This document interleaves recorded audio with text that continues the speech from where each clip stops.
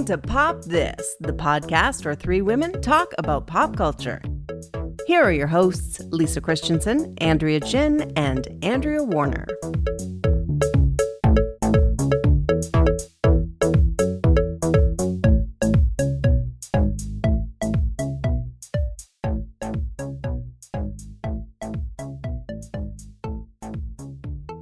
So I was remiss last week. We had a guest, and I forgot that I had promised I would update everyone on my excursion to see the Countess Luann Cabaret. Yes. Let's hear it. Yes. So for those of you who don't know, surprise, surprise, I can't believe there are people out there, but one of the stars of The Real Housewives of New York is Luann Le Deceps, and she is she used to be a countess, so she got divorced, but she still uses the title. Why not? If you were a countess once, why not?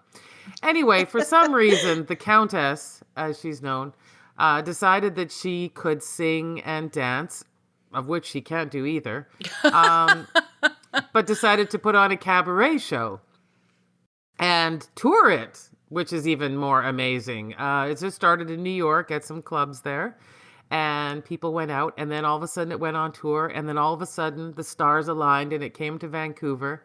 And of course, my Housewives friends, or Housewife friend fans, whichever you say, all decided to go. There are about 5 or 6 in our workplace, kind of secret. You just got to know that they're into it. Yeah, I know.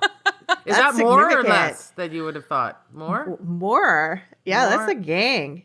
I like it. It was a gang. There were, and we all went out to see the Countess. And I honestly, as I said to you, I didn't know who'd be there. I didn't know what sort of show this was going to be. I was thoroughly confused, really, in lots of ways. I bought my ticket. I've been a Housewives fan for a very, very long time, as people who listen to this podcast know. And boy, I'll tell you, I had the best time, and it wasn't because of Countess Luann. It was because of the people that came to the show. It was incredible. Also, walk us through what happened in the show and if it lived up to your expectations. Well, I'll tell you, I knew that I wanted to show up early because I wanted to hang out with a bunch of other misfits like myself. Like, who are these people? Who in Vancouver is a Housewives fan? And why are you here? I didn't have to ask that. As soon as I got in there, the look of glee on everyone's faces to see other people there was just so heartwarming. And when it came time, she allowed for a Q&A.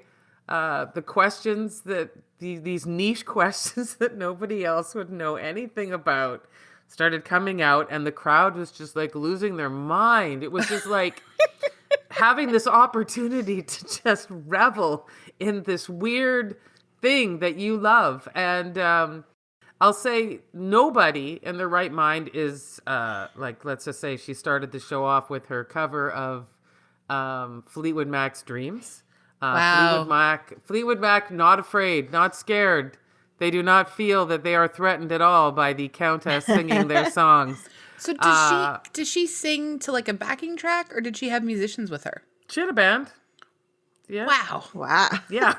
She takes a band on the road with her. Well, a band of 3. What do you call that? That's fine. Like a trio. That's a band. Still a band. That's a trio. Fine. Yeah. Okay. But like, so there are touring musicians who are employed by her to tour this show. Great. I love this. This is wonderful. Mm-hmm. How many costume changes are we talking? We're talking 3 costume changes. I would have expected more.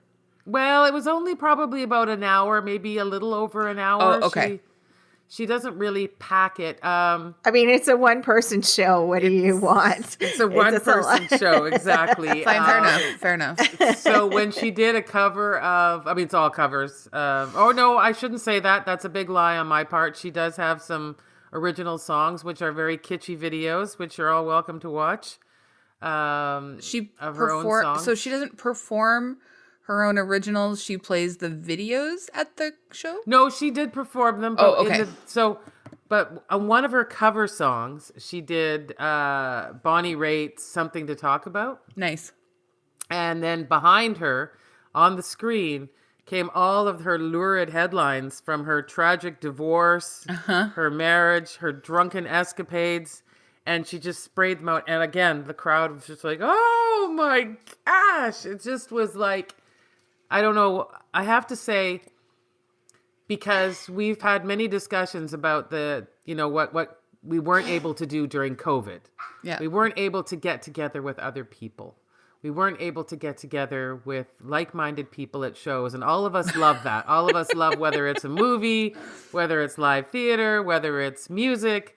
We all go to these. And it reminded me so much of what I've missed. It really, really did. And sorry, my dog is hacking up a lung here behind. I don't know if anybody could hear that, but... It's pretty chill. I can hear it a little. Yeah, okay. Sorry. Cassie, are you okay? Yeah, he seems okay. But yeah, it just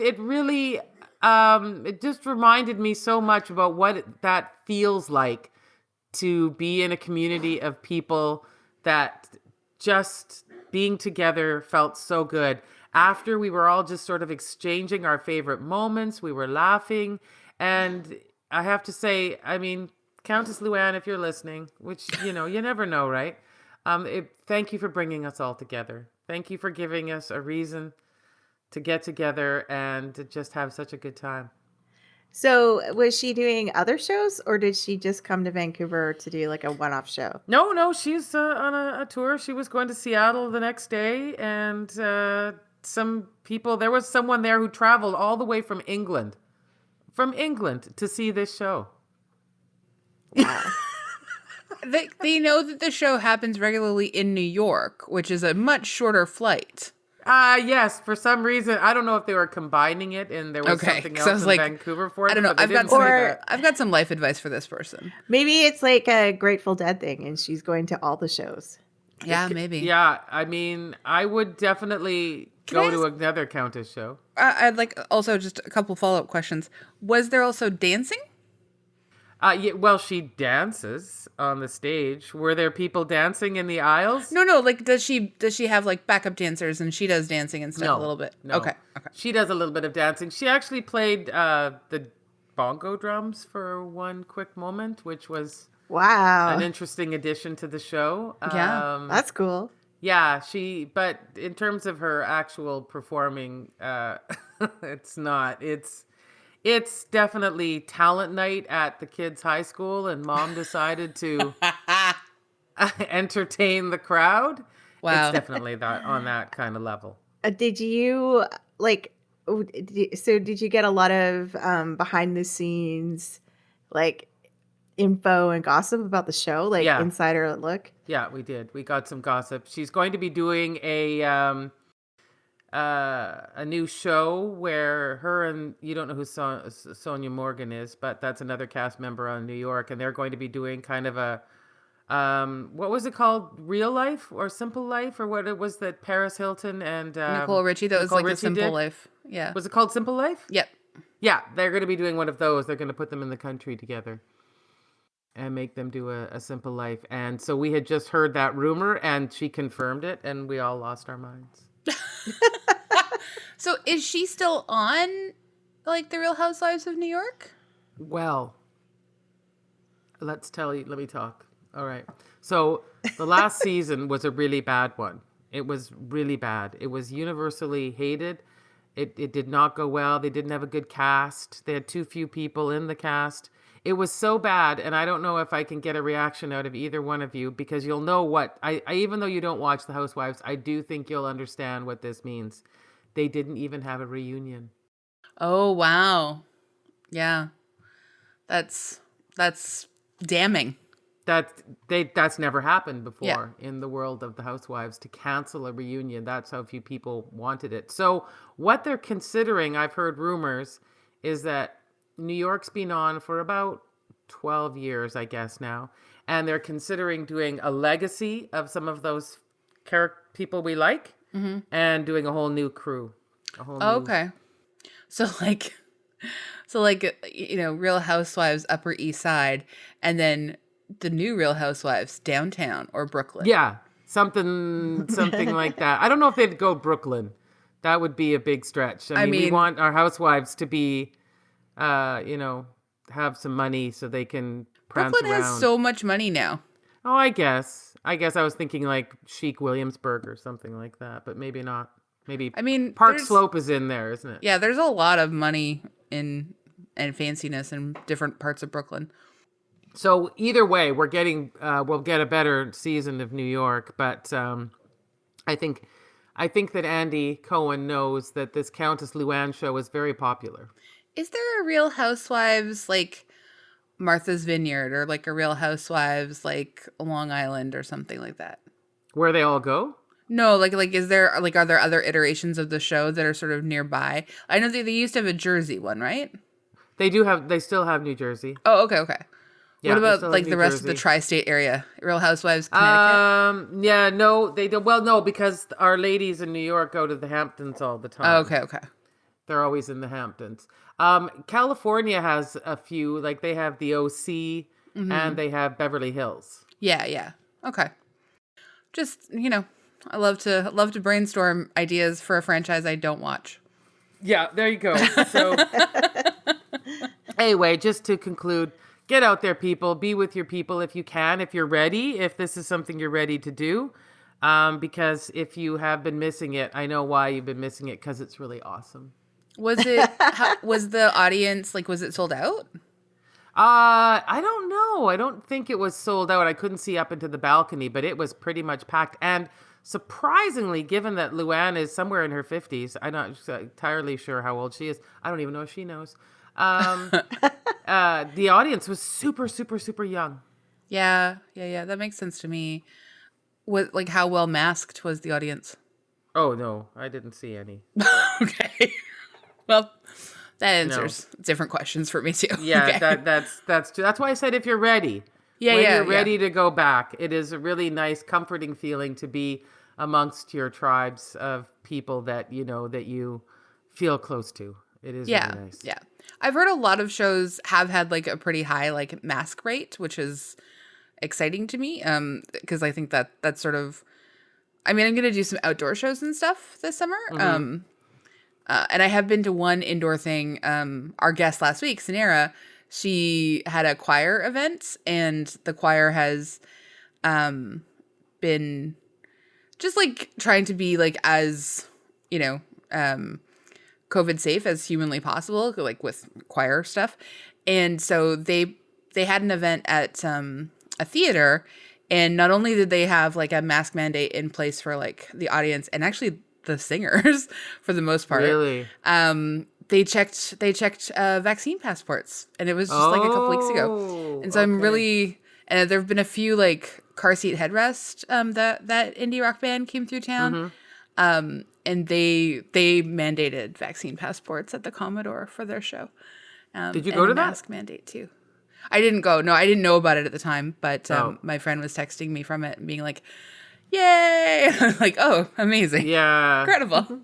No. And I'm probably feeling invincible because I had COVID, but I shouldn't, because my good friend just got it again. Yeah, the variants just are had like it a week before me. Yeah. Oh no. Yeah. Sucks. Yeah, the variants are coming fast and furious at us. Yes, exactly. So I probably shouldn't feel so invincible. I think it was in April when I had it. So yeah. And it feels lasted like very recently. It was very recently, I know, and I was very, very sick. So yeah, you're right. No, I hate to report that I did not see a mask. Well, I mean, I'm glad you had a good time, and I'm glad that like you have extra immunization with having had it recently. So that's good. Yeah. I am strong. I am. No one can see me what you're doing right now. What I'm doing. I kept like when we were watching this movie and just seeing so many crowds of people like having mostly like a very good time together. It gave me a little bit of like, oh man, well, yeah. After such a rough month of watching what to me have been very terrible wedding movies, I feel like, and that have been so bad that they've like shaken my, like, I started to think that maybe I just hated weddings, period. Yep. But after watching this movie, I was like, that wedding Looks amazing. Weddings are fun. I would totally want to go to something like that. Yay! If ever You're given back the to opportunity. weddings. You're back to it. Oh, can we give an update as well? We just saw it today. I sent you guys both the message, but one of the movies we wanted to do for Wedding Month was My Big Fat Greek Wedding because it was the 20th anniversary. Yeah. And we couldn't find it anywhere to stream or to watch it at all. And today we find out that Nia Vardos is making My Big Fat Greek Wedding 3. Yeah, so maybe it's just they've taken it off all streaming platforms, perhaps, until they're ready to really whet our appetites for number 3. So next year we Next can just year. do 3 My Big Fat Greek Weddings. That's all we have to do. That's all we do. That's all we do. The entire All of June will just be. hopefully next year June is only 3 weeks long, and then it's perfect. That's great.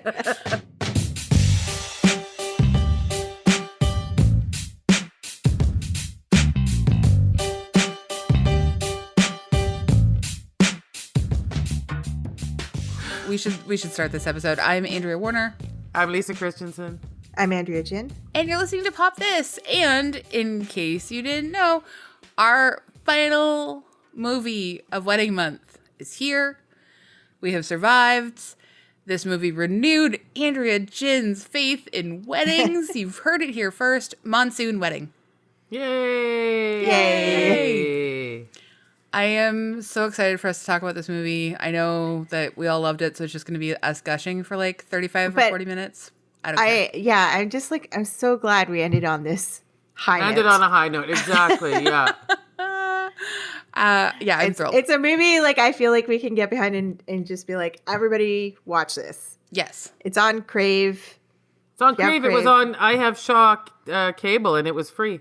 Oh, perfect. Yeah. So if it's on Shaw or Crave, everybody definitely watch it if you have those. Because I'm pretty sure you can take it out at the library too. If that's, sort of, It's been out for what? So did 2001? yes, it came out in 2001. Mm-hmm. In fact, why don't I read the background? Why don't you? Monsoon Wedding is a 2001 Indian comedy drama film directed by Meera Nai and written by Sabrina Dewan.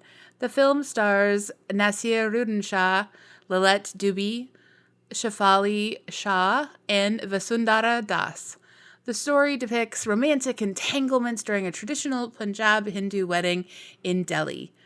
Dewan wrote the first draft of the screenplay in a week while she was at Columbia University's wow, MFA how is that program. possible? Yeah. Dewan, Sabrina Dewan, you are my hero. Although it is set entirely in New Delhi, the film was an international co-production between companies in India, the United States, Italy, France, and Germany. And just a quick side note, at the end of the film, they acknowledged that they did 40 different locations in 30 days for the filming of this movie. Wow. A little more background. Monsoon Wedding premiered in the Marché de Film section of the 2001 Cannes Film Festival and went on to win the Golden Lion Award at the Venice International Film Festival and receive a Golden Globe nomination while grossing over $30 million internationally at the box office. A musical based on the film on Broadway premiered on Broadway in April 2014. In 2017, IndieWire named it the best romance of the 21st century. I think it's also going to be. I believe it. In London as well, isn't it? Yeah, the musical's coming back. So they got derailed by COVID and stuff, but it's coming back. Yeah, and I think this would be an amazing musical. Yeah, I have to say. I would go see it. Oh my god, the visuals, the music, it is one of the most beautiful looking films I've ever seen. Yeah, exactly. Yeah, Would one of you like to read the synopsis? I can do it. Okay. The film takes place 4 days out from an arranged marriage between Aditi and Hemant. During the preparation, several key stories start to develop. Aditi is still unsure about the wedding and has lingering feelings for her former lover, who was her boss at her TV studio job. Her overbearing father, Lalit, is in some monetary trouble with the cost of the wedding. Ria, Aditi's cousin, who's planning on going to grad school in the U.S., struggles with her family's insistence on her settling down and is uncomfortable in the presence of family friend Tej. In the servants' quarters, a relationship slowly starts developing between the servant girl Alice and the wedding planner DB. And that's from the spool. That pretty much sums it up. Thanks for joining us. And no. But it's kind of like a Robert Altman, like I read somebody did Roger coming Ebert's together at review once. describes it that way. Exactly. Yeah. Yeah, no, that makes sense. I loved it, and I think I have maybe seen parts of it, or maybe I saw the whole thing back in the day. But I felt like when I watched it last night, it was like with just fresh new eyes. Like I feel like I had me not too. really seen it before, and I felt like the visual, just like the saturation of color everywhere is so beautiful.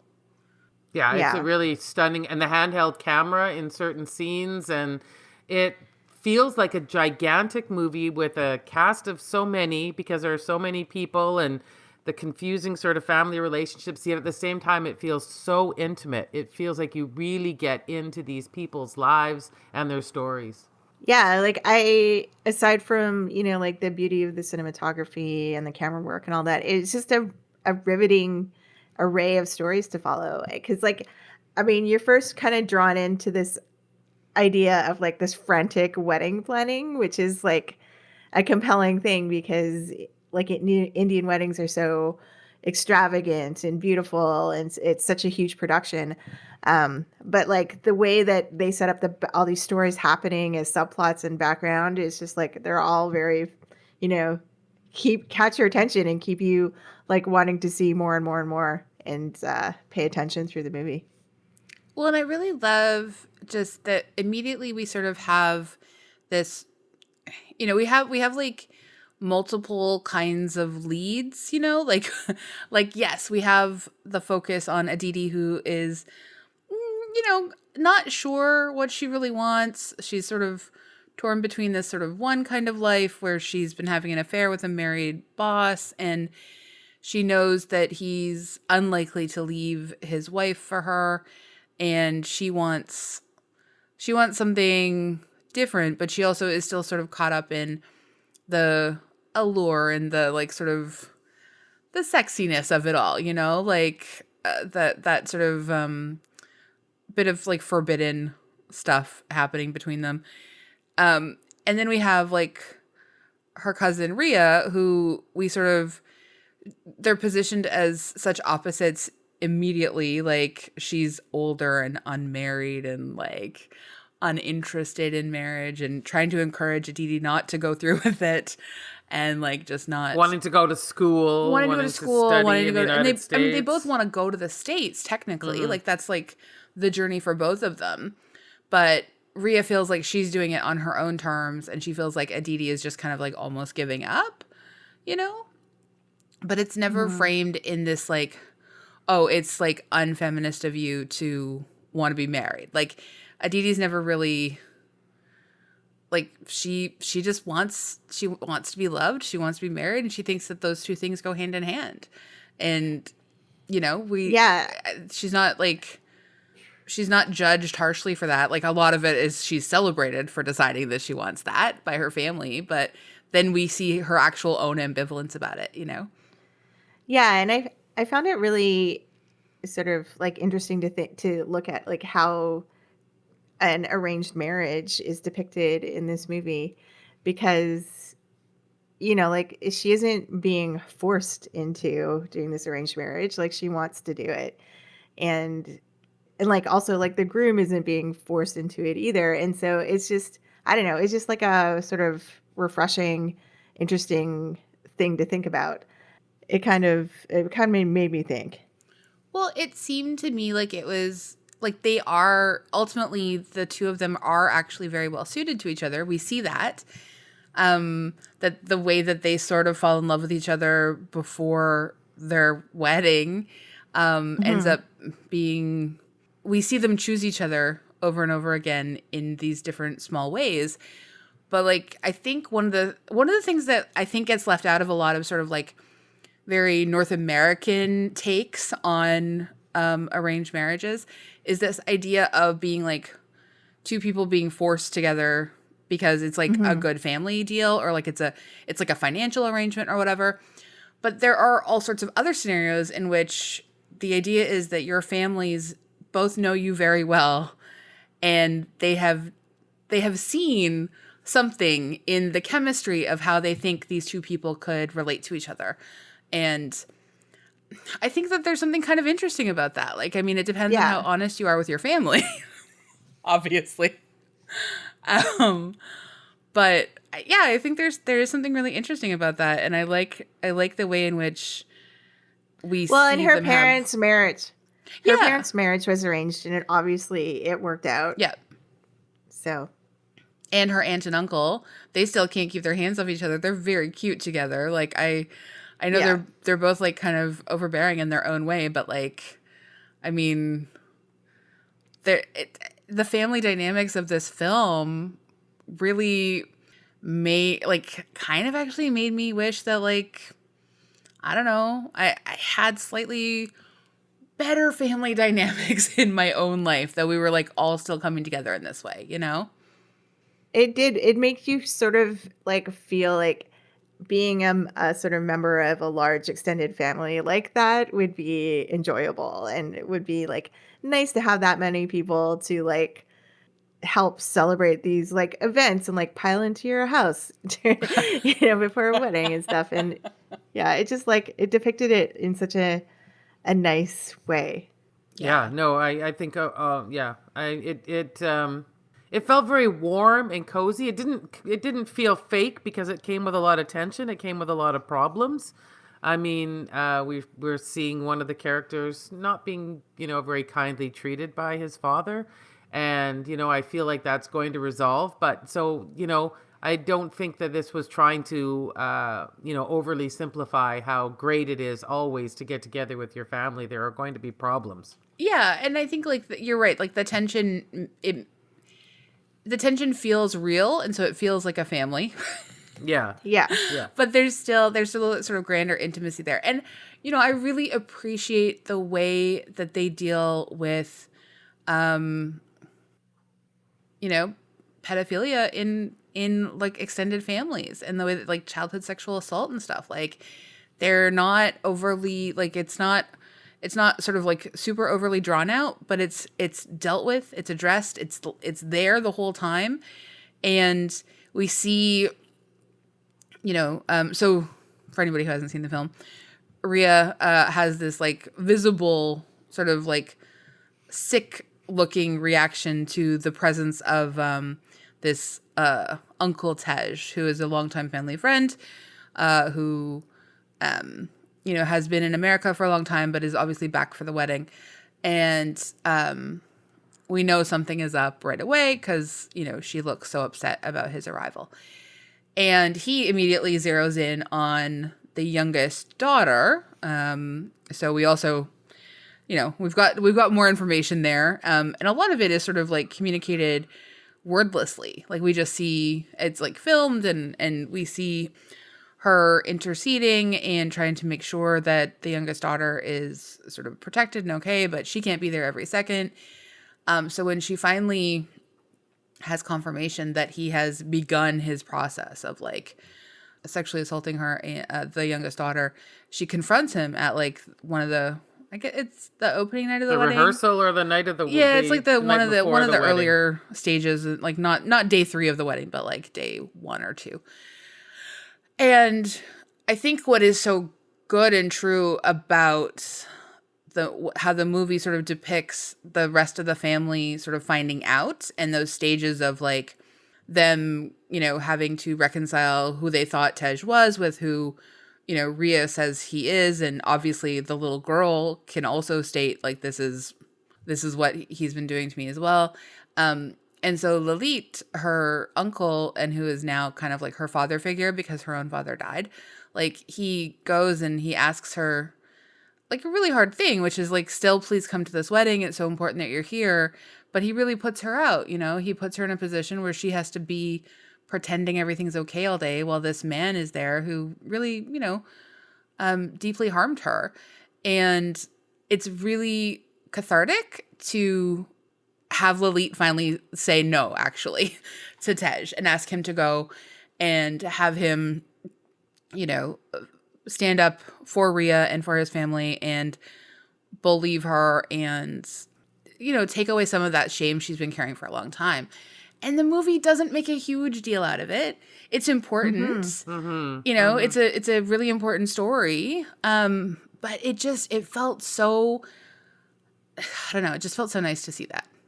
Yeah, and I think, for the movie itself, this is so unusual because it felt like such a serious, dark story to bring into like what is also like a bit of a comedy. Yeah. And it's obviously a romance.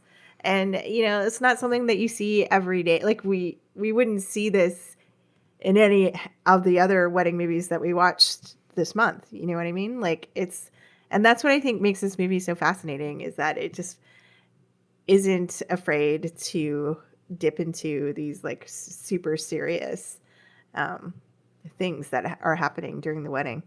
And I think also that we get so many different kind of variations on love with the subplot of the house servant and the wedding planner falling in love in this really beautiful, slow way, with the exception again of a subplot that is very dark, where she's accused of stealing something and how detrimental that is. So there is a lot of darkness actually in this movie.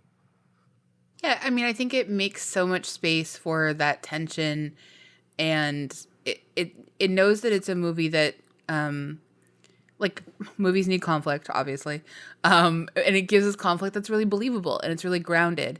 Yeah. But it's also not insurmountable conflict, like it's conflict that like, yeah, probably pretty everyday kind of stuff, that people are dealing with.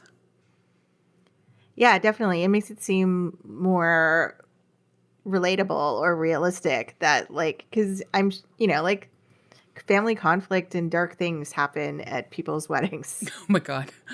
Well, yeah. I mean, sometimes you kind of look forward to a little bit of something to happen. Just a little drama.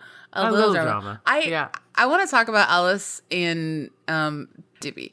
So like he starts off in a place where he's a lot right away, He's very like a very comical figure. He's a comical figure, he's a wedding planner and a flower arranger and stuff like that, but he's also a bit of a hustler. But we also, when we see Alice for the first time, and like eventually really notice her and start to kind of fall for her, the actor who portrays him does such a brilliant job showing all of these other sides to this character who like, yeah, has had to hustle really hard, has had to like, when we see him go home for the day and his mom is just on him immediately in like a 5-minute long kind of like, why aren't you married? Yeah. Rant about how she's gonna die without seeing a grandchild, and like it's relentless, and like he like she's obviously very lonely and she needs people to talk to during the day. But like this is his life, and it seems very hard. And he's also yelled at all day by like richer clients who are just exploiting him a little bit, and he's fighting tooth and nail for everything he can. Yeah. And he's being treated like crap a lot. And to like have him and Alice sort of find each other in this way and have it be so romantic and sweet. Mm-hmm. Oh my God. Like I did not expect to be just so deeply moved by watching a couple fall in love over the course of what can only be 4 days. And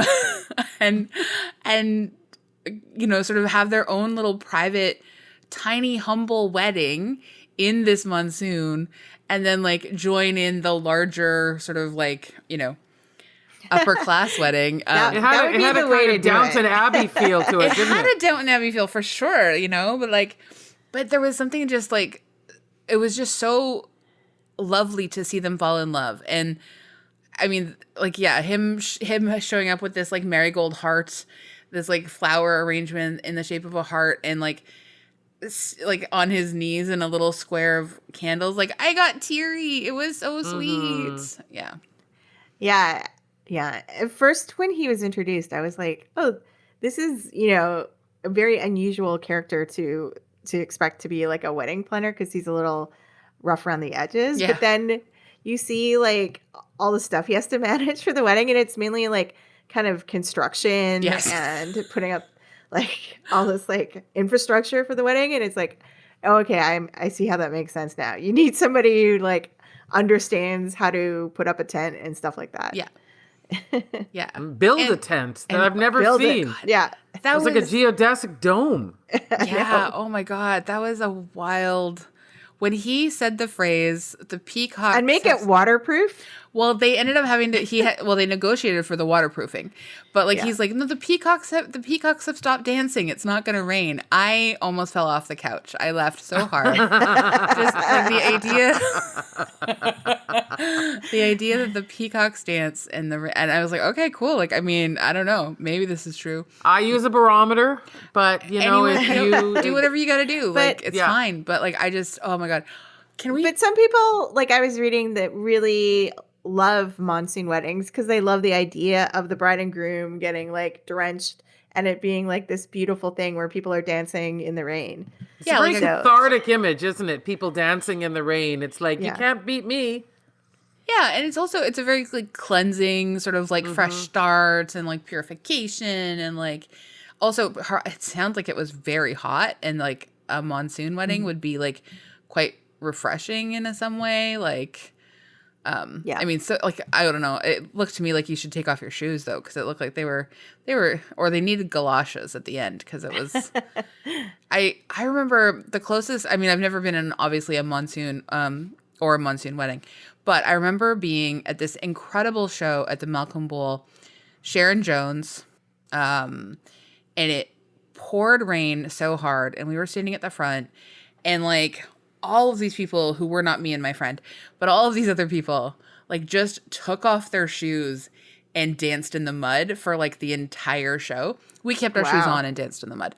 We were filthy and soaked, and it was great. Like it was. Was it warm out? Was it summer at least? Yeah, it was. It was really hot, and the rain was just a lot. And Sharon was such a trooper. She just, she didn't cancel the show. She could have, because you could see like, the rain was like starting to pool under her feet. Oh wow. Yeah. I mean, it can be dangerous, but I guess the rest of the band was back far enough that they didn't call it anyway. But it was just one of the muddiest shows. Anyway, it was super fun, and there is something really cathartic about just dancing in the rain, pouring rain. Yeah. With a ton of people. Have either of you been to an Indian wedding? I worked at one. My mom was working for a catering company. She asked if I would help out, and I had a great night. Cool. I mean, I've been to one, but I didn't go to all 3 days. Oh yeah? What was it like? Well, from what I remember, like we went to the temple. Like they had part of the wedding, like the actual ceremony was in the temple. So I went to the temple, and we the bride looked beautiful. The groom looked uncomfortable. And honestly, they broke up like a year and a half later. Wow. No big huge surprise. Anyway, but the I know it's terrible. I can't wait to know if they're listening. I mean, presumably you know what? I met this woman who's a wedding planner for a venue, and she did like 300 weddings a year. Yeah. And she would always tell me that like she knew immediately when the couple came in to talk about their wedding if it was gonna last, if the marriage was gonna last. And was she always right? According to her, she was always right. Yeah, I wouldn't be surprised. Like, I don't know, sometimes you can just tell. Anyway, the bride looked beautiful, like the whole family. Anyway, the temple looked beautiful, and then we all went downstairs and we had like this massive feast, and but it was just like in the downstairs of the temple, and then there was like some like outside time in the gardens afterwards, and then you were invited to come for like the next 2 days of like, or maybe it had been the previous 2 days. I can't remember what the order was, but like I chose one of the 3 days because I couldn't devote 3 days to a wedding at that time. I would love to. Oh my god. Oh, it sounds I know. incredible. Like if Invite me to your wedding. Anyone listening who wants to It's invite like- me to your wedding, I will go. I love weddings. I know. It's my dream to attend a huge wedding like that. Oh, I know. Me too. yeah, if it, I think if I had been closer, I would have gone to all 3 days. Yeah. The closest I've come is living vicariously through my friend Raheem, who flew to India to attend like a week-long wedding. And just like, I remember I was just like, tell me every single detail of everything that Why happened. didn't he bring you as his guest? Well, I had no connection with the bride or groom, but like he was telling me there's like elephants involved. Like these people had rented a resort for all the guests to stay in for like an entire week. Holy smokes. And like he had to bring like 4 different outfits to wear because you can't wear the same outfit to each event. And yeah, I was just Wow, that's my dream as well, just to get invited to something like that. Yeah. Oh, all right. Well, it's out there now. It's out in the universe. Bring the invites. Come on, just send them in the mail to us. We'll be happy to come to your wedding. Can we also just like talk a little bit about what one of the scenes that I found extremely beautifully lit but extremely tense was when Aditi goes for the drive with her ex. Oh yeah, and the police. And then the police come and they're so gross and like, but it was such a the framing of them in the car under the rain with the light behind the tree. What a beautiful, beautiful setup. But I also love how, she's looking for answers to reconfirm why she broke up with him in the first place. And she's like, in the moment of like, they're making out in the backseat of a car. She's like, I can't remember why. And then the cops come, interrupt them. And then, sort of, they're harassing her ex, and his phone goes off, and he goes and takes the call because it's his wife, and leaves her, just abandons her to be sexually harassed by these cops. When she just drives off with the car, I actually like cheered. Like I was so thrilled that she had needed the sign of like who he was, and he's like absolutely a coward who has no problem abandoning her to like really bad men to save himself, and he's gross. Yeah, no, she got the sign right away. Yeah. But I also I found her journey as her character's journey through this movie to be amazing because like she then takes it upon herself to come forward and tell her fiance about what the situation is. Yep. And it's just like, she's just honest and is just like, come what may, like what happens is going to happen. And I don't know, like I found that to be a very refreshing journey for her character. Yeah. Well, there's like an accountability point there, right? Like she's like, I've been I've been a secret for so long, and it hasn't done good things for me. So she wants to start this, part of her life, like being completely honest, being completely open with each other. And I really, I appreciate that they give him the space, like her intended. He's angry at first, and the movie gives him that space to be angry and have to sort of like process that a little bit. And, he is a bit lashy out, but he doesn't lash out so to the point where we don't like him anymore. And then he's honest with her too, and he's just like, yeah, I have had my heart broken as well. Neither of us are entering into this as people who are like unscathed by our past, and I think we can do this. And it's so nice to then see them kind of fall in love with each other. Like through the next stages of the wedding, because like this isn't like, we still have like, I don't know, half an hour to go in the movie at this point when this happens, and I really loved watching them sneak away to like make out, and I loved watching them just lean against each other in like different I don't know, they just really, the filmmaker really caught like some nice moments between them. And I thought the couple had a very nice chemistry as well.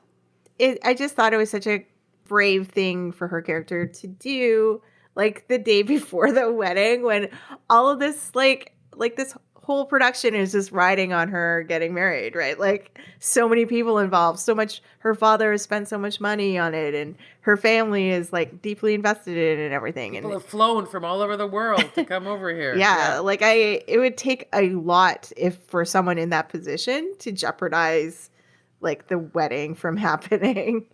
Well, but I think the thing at is, that point, you can read that as another indication of her ambivalence about this wedding going forward, though.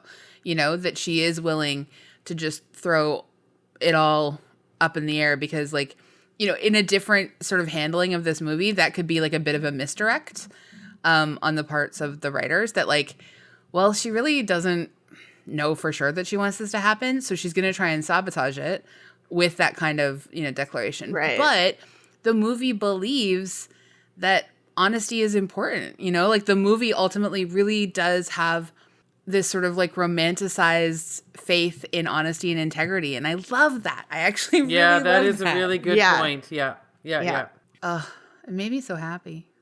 It did. I know. Also, it's lovely. And the dance scene, the fantastic, I mean. Well, especially because I love so seeing joyous. the kid and the older woman like practice together. And that kid, the kid who plays Verdun. Anyway, he's wonderful. I love him so much. He's such a great little kid. And I just love to see him dance. And I love to see the joy he feels in dancing.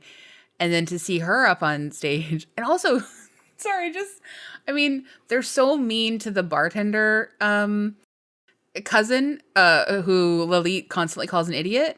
But then his own mom calls him out and is like, well, are you going to continue to be a coward and just watch from the sidelines? Or are you going to actually do something? And she just challenges him to go and dance, even though he doesn't know how to do the dance.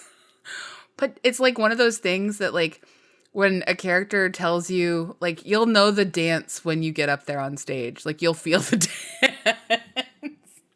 And we do. He finds the dance, and he finds the rhythm. well, I just love how this movie is, you know, like a contemporary story, but it has these touches of Bollywood in it. Like those dance. Well, it's her scenes. version. Didn't she say she wanted to make her own version of a Bollywood movie? So this is what she made, and this is what she wanted, the story she wanted to tell. And I think that's what makes it so you can feel that genuineness. Mm-hmm. Yeah, I love the fact that, like, so Sabrina Dewan, who wrote the movie in that week, she's also co-written the book of the musical. So, like, the integrity of that will still be. Anyway, apparently, according to this note here in our outline, Mira says, Monsoon Wedding has not left me for a moment. I'm currently making a Broadway-bound stage musical of Monsoon Wedding, which is going to open in Doha, Qatar during the FIFA World Cup in November 2022. I don't know for sure that that's still on track because COVID has been, you know, a thing, obviously, and is still a thing. She says then it will open in London in June 2023, following which we will hopefully go to New York and then bring it to India. So I don't think it necessarily had its huge Broadway debut previously. I mean, it says that it was premiered on Broadway in April 2014, but now she's saying it's going to come to Broadway later. So I don't know exactly. Maybe it had a short run and they've reimagined it. I'm not really sure, but the important thing is it lives. Yeah, and also just I think it will be such a powerful musical. Like, I just can't see, like, of every rom-com, and specifically wedding-related rom-com that has been turned into a Broadway musical, this has absolutely the strongest chance of being incredible. Mm-hmm. Yeah, I would see it. Oh my God, I love it. Also, I just love the person who played Rhea, Shefali Shah, amazing. I just think she's incredible in her. She does really have such a transformation. Like, by the end when she's like really like glowing and kind of really feeling herself on the dance floor and having such a great time. And she has been able to be honest about what happened to her and see, Tej sort of like facing some consequences for what he did. I think it just, the actor portraying Rhea does an amazing job at sort of communicating that liberation that the character feels at the end, And honestly, I'm excited for her to potentially fall in love with this guy that also is a potential arranged marriage setup. Be like, he is, in a word, a hunk. Hottie. Yeah. Hottie alert. Yeah. So I know that what our answer is, but does Monsoon Wedding pop? Pops. It pops so much. Yes. I mean, I think Yeah, and pops up like a million umbrellas. It's like I 1,000 know, water and- balloons. Sorry.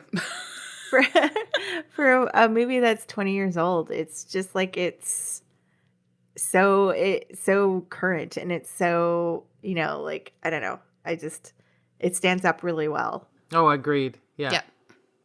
Yeah. I completely agree. I will return to this again and again. And I was thinking about how, like, this, when we started talking about the sort of like spectacle and majesty and business of Indian weddings, we had our great friend Bal Bratch a number of years ago now on the podcast. She joined us to talk about her documentary about Indian weddings. And so I think everyone should maybe listen to that episode too if you want to hear a bit more about the amazing, incredible world of Indian weddings. I'll link to it in the show notes. Awesome. Yeah. Great.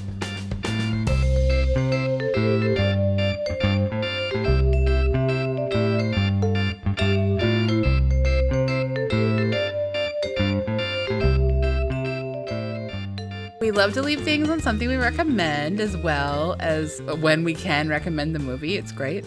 Or the TV show or whatever we've discussed. So Lisa, do you want to go first? Sure. I have been really enjoying listening to Star's new album, Capleton Oh, Hill. yeah.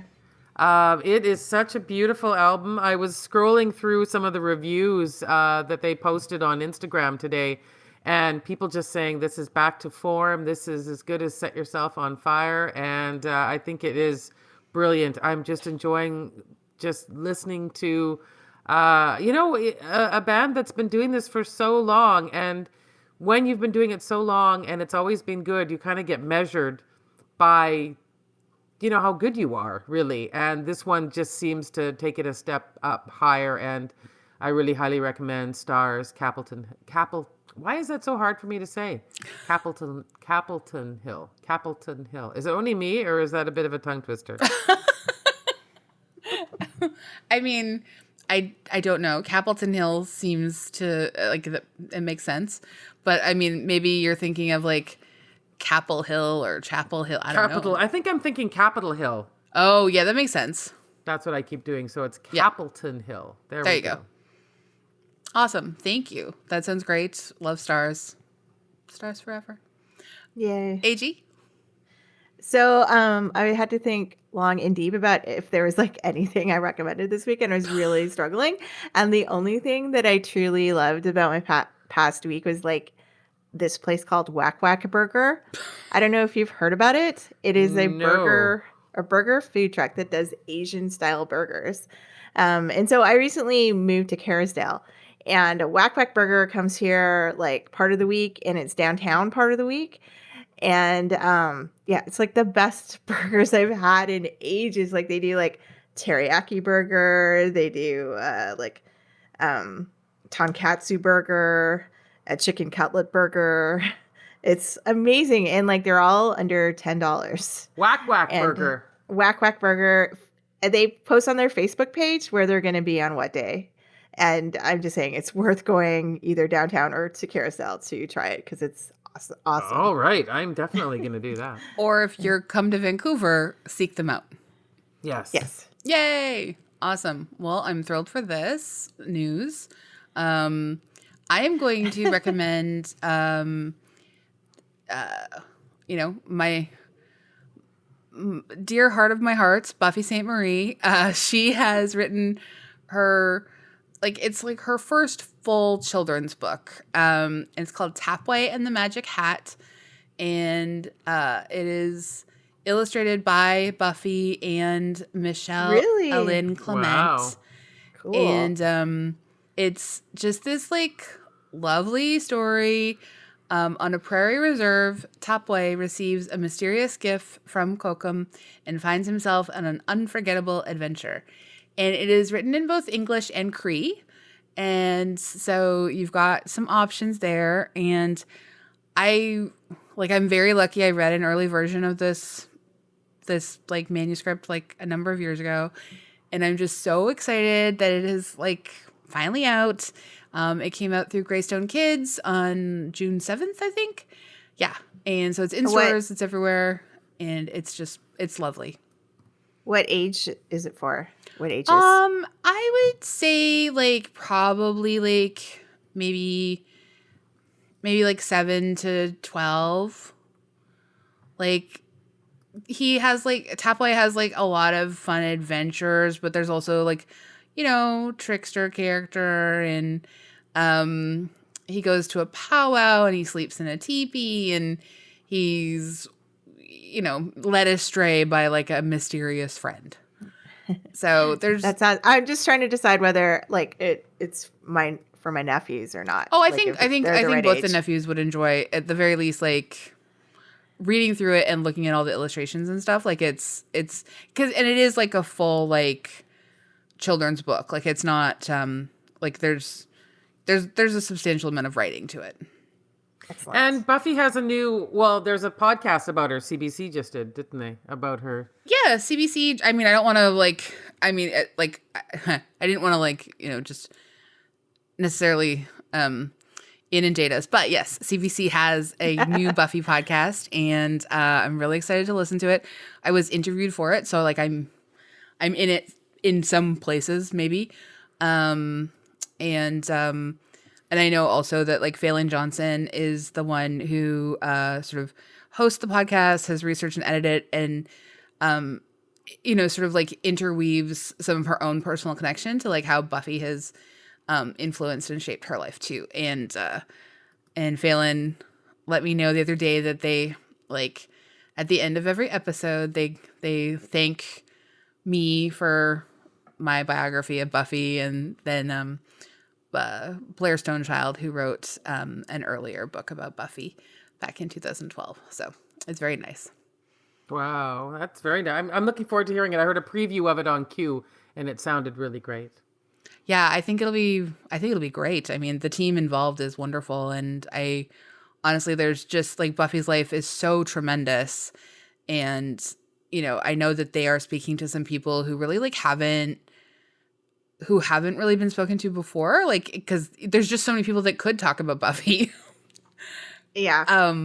It's impossible to get them all. And so it's really wonderful to have like so many different people, be interested in her work and her life and her arts, and her continued, like her just continued sort of like creative and like educational work. Well, we've got lots for everybody to do then this week. So much. It's going to be so fun. Listening a to burger music, while you're eating doing it. burgers, Yep. reading children's books. There you go. You're set. Listen to stars. It's wonderful. Watch Monsoon Wedding. Yeah. And check out the Buffy podcast. Yeah. Thank you everyone for listening. You can hang out with us on Instagram, Facebook, Twitter. You could rate and review us 5 stars. Always 5 stars. And thank you to Andrea Gin, our producer and our co-host here. And thank you all for listening very much. It's been a great wedding month. And let's head off to the reception now. It was much like a wedding. It was like a rock. There were some rocky parts. Yeah. We ended on a high note. We ended on a high note, and we're all going to go have a drink now. Yeah. So cheers, everyone. Bye. Bye.